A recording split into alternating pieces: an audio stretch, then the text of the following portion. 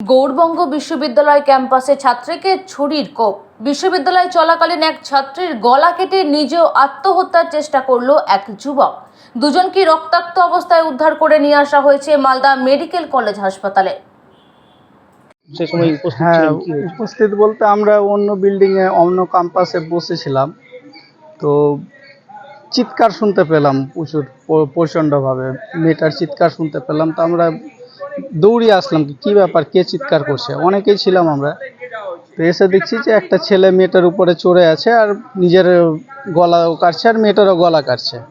আমরা সবাই চিৎকার করছি, ছাড়ো ছাড়ো ছাড়ো, গালও দিচ্ছি, ছাড়ো ছাড়ো, ছাড়ছে না কোনো মতে। আমরা এগাতে পারছি না, যেহেতু ছেলেটা চাকু মেরে দিচ্ছে, তো আমাদের হাতে কিছু নেই। তো একজন আবার অন্য গেট দিয়ে ঢুকলো, ভাঁস নিয়ে ছেলেটাকে দুবারই মারলো, তারপরে ও ছেড়ে দিল মেয়েটাকে ছাড়ার পর তো মেয়েটাকে নিয়ে গেল মেডিকেল কলেজে। ছেলেটা দৌড়িয়ে আবার দোতলায় উঠলো, দোতলায় আবার চাকু হাতেই ছিল, আবার 2-3 বারই মারলো, তারপরে চাকুটা ফেলে নিজে পড়ে গেল। কি মনে করছেন, আতঙ্কে রয়েছেন আপনারা এরকম ঘটনা দেখার পর? কলেজে এরকম ঘটনা ঘটাতে একটা সবারই স্বাভাবিক আতঙ্ক হবেই। বলছিলাম, গেটের সামনে নিরাপত্তা রক্ষীরা থাকে? হ্যাঁ থাকে। কি মনে করছেন, নিরাপত্তার কি কোনো গাফিলতি না আছে? না না, নিরাপত্তা ঠিকই আছে। যেখানে ঘটনা ঘটেছিল সিসিটিভি ছিল? সিসিটিভি আছে কিনা বলতে পারবো না আমি। কখন দেখলেন ওকে? মানে আমি তো এসে দেখলাম মেয়েটা তো ওই অবস্থায় পড়ে আছে, গা দিয়ে পুরো রক্ত বইছে। মানে ওই সময়টা ডাক্তারবাবু বললো তাড়াতাড়ি আপনি কটন নিয়ে আসুন, এই নিয়ে আসুন। কিন্তু আমি আনলে কি হবে, এখানে তো স্টিচ করার ব্যবস্থা নেই। তো সাথে সাথে আমার অ্যাম্বুলেন্সও আছে মেডিকেলে। স্যার এখানে রেখেছেন, ভাইস চ্যান্সেলর আমাদের এখানে অ্যাম্বুলেন্সও রেখেছেন। মেডিকেলের খুব মানে ভালো ব্যবস্থা রেখেছেন এখানে।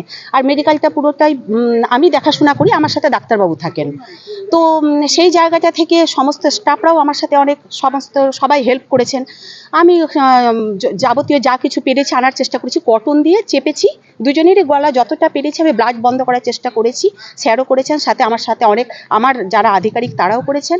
আর লাস্টে আমি না পারতে আমার গলার ওড়নাটা দিয়ে ছেলেটার গলাটা বেঁধে দিয়েছি, কারণ যেন ব্লাডটা না বেরোয়। বিশ্ববিদ্যালয়ের মধ্যে এরকম একটা ঘটনা কিভাবে? সেটা তো একটা অস্বাভাবিক ঘটনা, এরকম তো কখনো দেখিনি, কখনো শুনিনি। কিন্তু তারপরেও কিভাবে হলো সেটা তো আর বলতে পারছি না।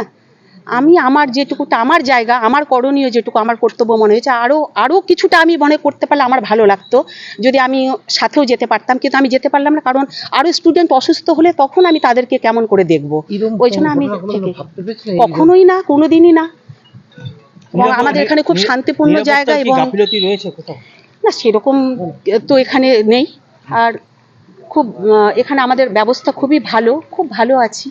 তাহলে কি ম্যাডাম মনে করছেন কি যে পরিকল্পনাভাবে মারা হয়েছে তাকে?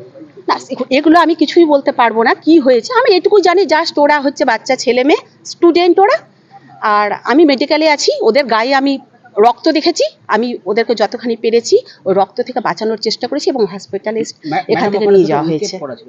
Bureau report, PB news.